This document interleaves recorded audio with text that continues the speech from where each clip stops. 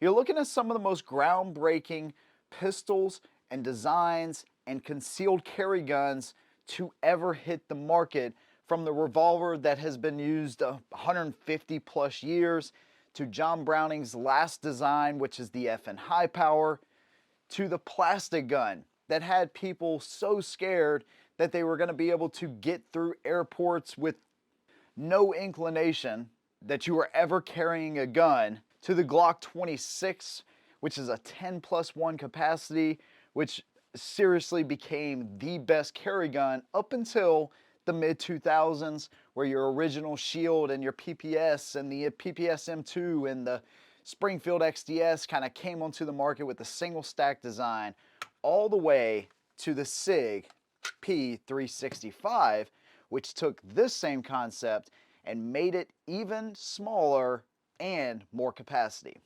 But I'm about to show you 3 more guns that are actually pushing concealed carry into the future, kind of like next gen concealed carry firearms. I've already done a part 1, so if you want to check out the other guns that I think are kind of pushing concealed carry forward, you can check out that part 1. I'll link that down below. But today I'm going to show you 3 more guns pushing concealed carry to the next level. Let's go ahead and bring in the first one. The first one, the Smith & Wesson Equalizer. Smith & Wesson kind of changed the game a few years ago, even to my surprise, with the Shield EZ. And so what they did is they took all the features that were great about that gun, mixed it with the Shield Plus. Those two had a little baby and they called it the Equalizer.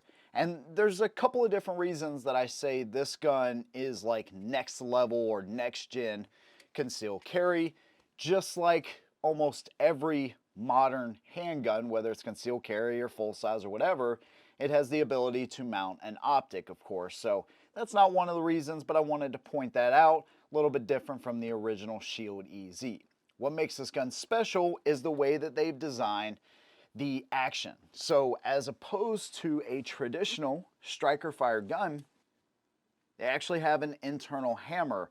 So not only do you get a light trigger pull, but you get a slide that is so easy to pull back, you can actually just do it with one finger. Right? I can fully rack this gun with one finger. And you may say, well, I have enough strength to rack a normal gun. Why is that significant? Well, maybe you're down to one hand. Maybe you develop carpal tunnel. Maybe you're an older person. Maybe you're a new shooter. Maybe there's some reason that you'll have to rack this gun one-handed. Well, it's much easier to rack this gun one-handed than most other pistols on the market. So that is an amazing design, and although I like the Shield EZ, this one has another big feature that makes it so much more usable and one of my favorite carry guns, and that is the way this gun shoots. Now, I was a little skeptical because of the trigger. I think the new updated Shield and Smith & Wesson pistol trigger is fantastic, and I was really hoping they would put that one in here. They didn't. They went with a little different design, and I'm sure that the internal hammer has something to do with that. But if you go into a gun shop and you pick this up and you're kind of, a trigger snob, which I understand, and you pull it and you're like, that's not great. You really need to shoot the gun. If you can rent it, you need to shoot it. The reset isn't super tactile. It's audible, but you can't really feel it. It's a little gritty. It's not the best, but the combination of just the way this gun is set up, the sights, the grip angle, it is an incredible shooter, man. And I've proved that, as far as in my hands, I absolutely love this thing. It impressed me way more than the Shield EZ, and the Shield EZ was impressive on its own.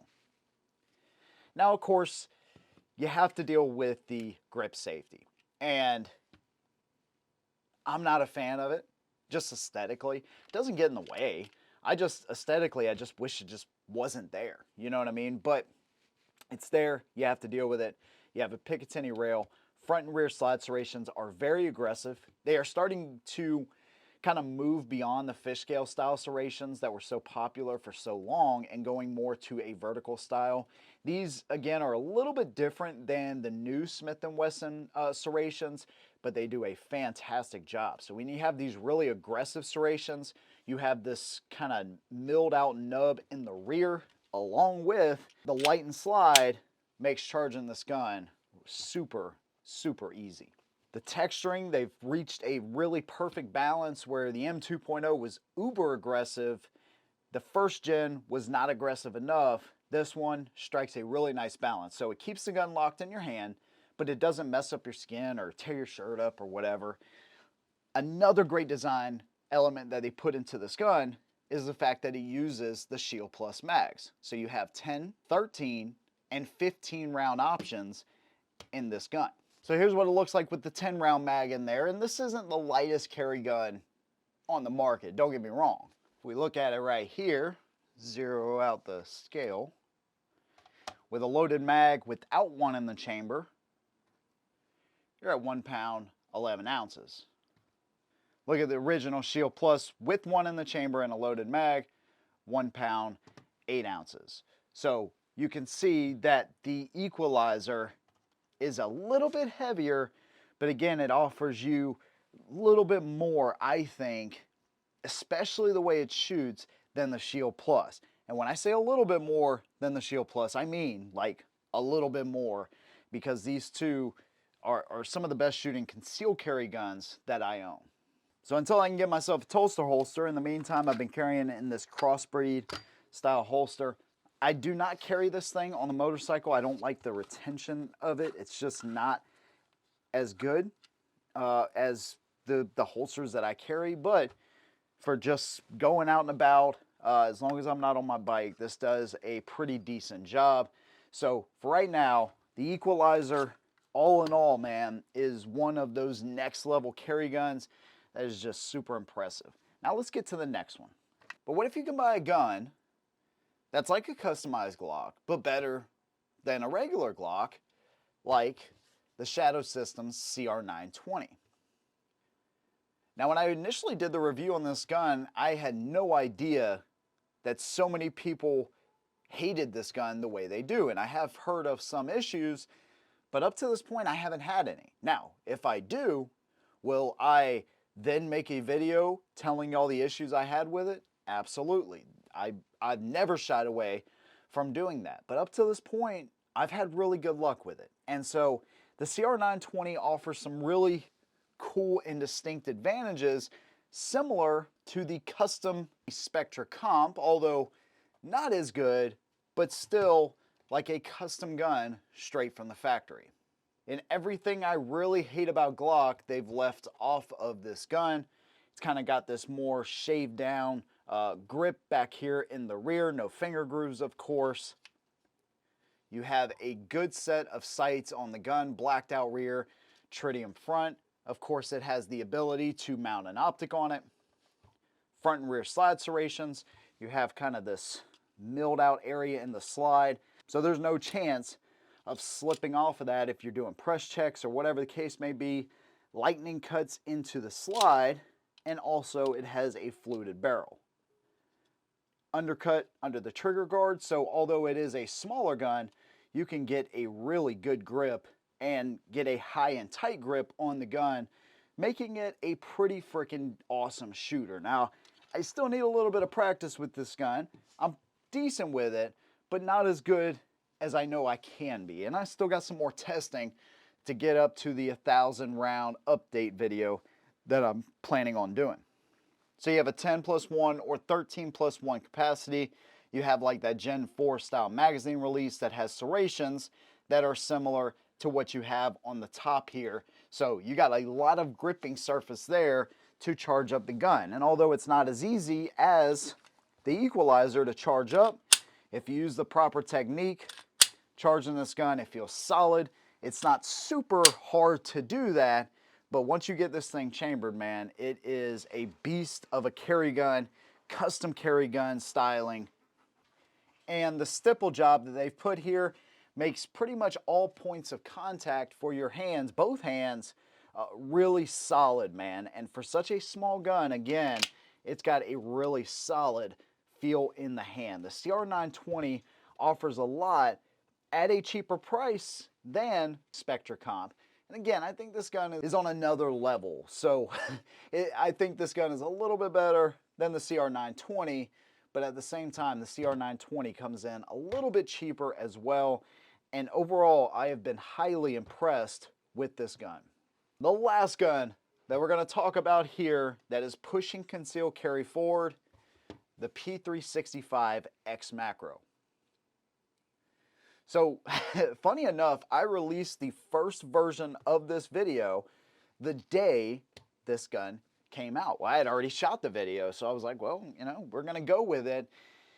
And I knew once I got this in my hands, assuming it ran reliably, which I figured it would, that this would be incorporated into a part 2. And when you look at it on the surface, it doesn't have all the fancy features like the CR920. It's not as striking or busy as the Equalizer, but the simplicity really starts to go away once you turn the gun over and you're like, holy crap, what is that? Some cool lightning cuts? Well, no, not really. It's actually got a built-in comp straight from the factory. So as opposed to something threading on the end of it, it is already built onto the gun. And this is something I pointed out with the Spectra Comp version, P365, and this one too retains that. One of the biggest things, one of the biggest reasons though that this gun is in this video is because of the magazine design. 17 plus 1 in the pipe gives you 18 rounds. Think about that, dude. Let's look at another one compared to this. The trusty Glock 19 on your left and the X Macro on your right. And so the X Macro is 17 rounds, the Glock 19 is 15, and so I'll try to keep these as even as I possibly can, which probably isn't going to happen, to be quite honest with you. But you'll get the idea. You have just a little bit of extra length in the X Macro on the bottom right there, okay, for 2 additional rounds. Now what you also have is the thinness, almost, not quite like a single stack, but more like a half stack.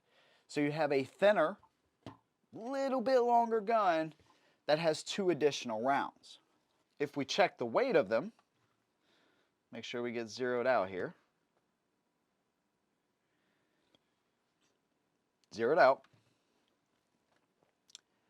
The Glock 19 empty, 1 pound 8 ounces, while the X Macro with an optic on it, 1 pound 5 ounces. So you actually shave weight off of the X Macro. You get 2 additional rounds for literally just a hair length longer in the grip there. That is really, really impressive. Not only that, you have a better set of sights and a better trigger. So this flat face trigger, make sure that we're clear. It's not the lightest trigger in the world, but again, like I've said before, it doesn't have to be. It's smooth and predictable. Reset. Super tactile and audible. They did a great job on this trigger. I like it a lot better than the curved design of the original P365, which is right there. And so you can see the difference between the two, okay? So this one really helped pave the way for these higher capacity, smaller guns where you don't have to go up to a bigger, bulkier, and heavier gun like the Glock 19, which again, a lot of people carry every single day. They say they carry every single day. I got to take them at their word for it. But you don't have to in today's age. Now, if you're just a fan of Glock or a full-size Smith & Wesson or a full-size SIG, or you carry outside the waistband and you really have no issues with that, well, then that's fine too. But there's so many advancements. We literally live in the best time if you want to carry a gun because there's so many options available to you. So these are 3 more carry guns that are pushing concealed carry forward. There is literally something for everyone out there, and I have a ton of them on my channel. So if this video didn't help you make a decision or help you along as much as you hoped, I have other videos on all 3 guns. I'll leave a link to those down below and others right here on the channel. If you want to support what I do, you can do that through Patreon, or you can join the channel right here. I'll leave a link to that down in the description box as well. Patreon, or you can join the channel right here. I'm also on Utreon as well. Big thanks to you guys. See you in the next one. And as always, hold them down.